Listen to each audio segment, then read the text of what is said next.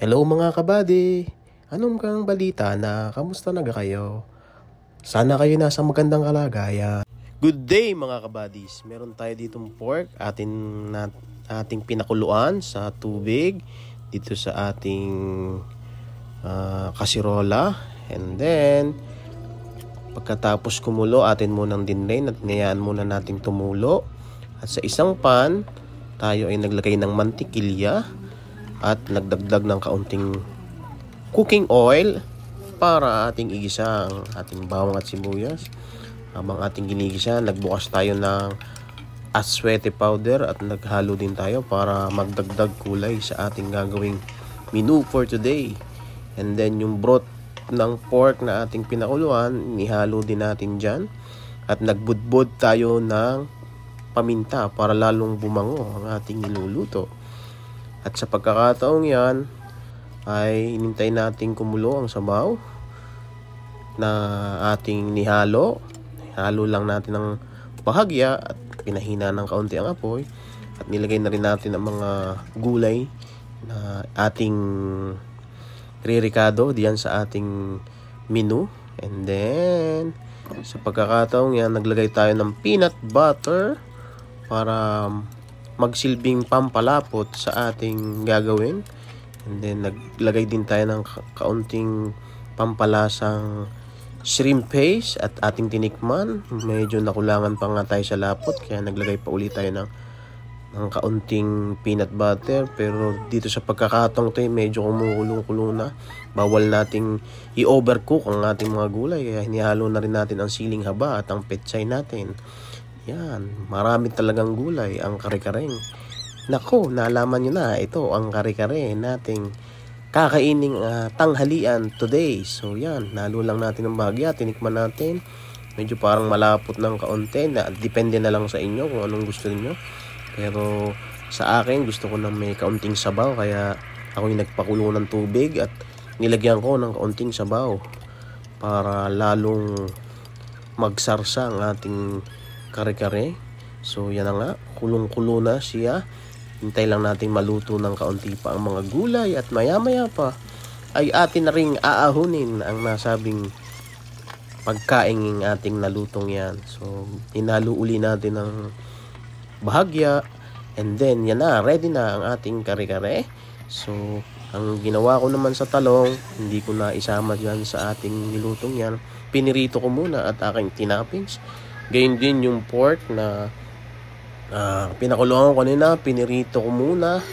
Pagkatapos ay aking ding itinapings diyan sa ibabaw ng ating sauce. So, ang importante, hindi dapat malasog o kaya ma-overcook ang inyong gulay. So, ang ginamit nga natin is yung pork chop nating tira at saka yung ating liempo na nakita sa fridge. So, nilagay natin sa ibabaw. And then, may nakita rin akong ng chicharon. So, tinapingan ko din ng kaunti para ready na rin nating makain maya-maya sa ating tanghalian. Yang ulam na yan, tetestingin natin kung talagang masarap yang ihalo sa kanin.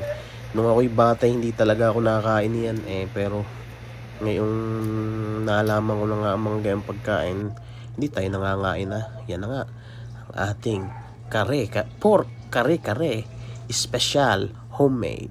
Tara na, kain na. Magandang araw mga kabadis. Nandito na naman tayo sa Prop TV. This is my channel at ang ating today's menu, ating niluto. Alam nyo ba ito? Yan, ang kare-kare sa pork. So, let's see kung anong taste nito. Marami tayong isinahog na gulay. Ano yan guys? Siyempre lalagay natin sa kanin. Bago ang lahat, thank you Lord for this food that we are going to receive. Salamat po sa blessing, Papa God. In Jesus name, Amen. So, meron din tayo dito shrimp paste. Siyempre, yung ating kare-kare, hindi natin inalatan. So, yan yung pinaka sauce niya. Lalagay nyo lang sa ibabaw. And then, sasama nyo na sa kanin.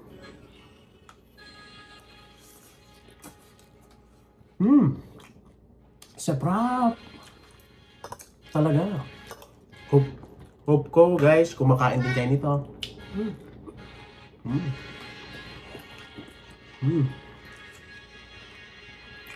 Okra.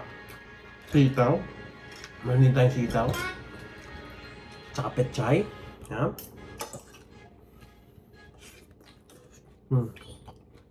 Ang technique, huwag nyo masyadong aalatan habang tinitimpla nyo.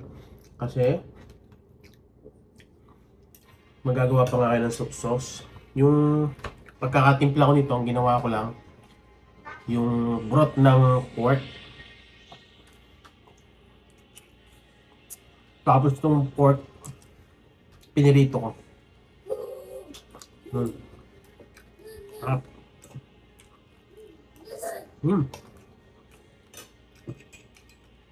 Damor na maraming gulay. Damor na healthy.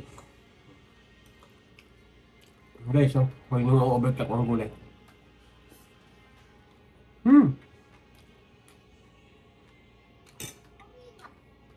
Sarap! Kumain.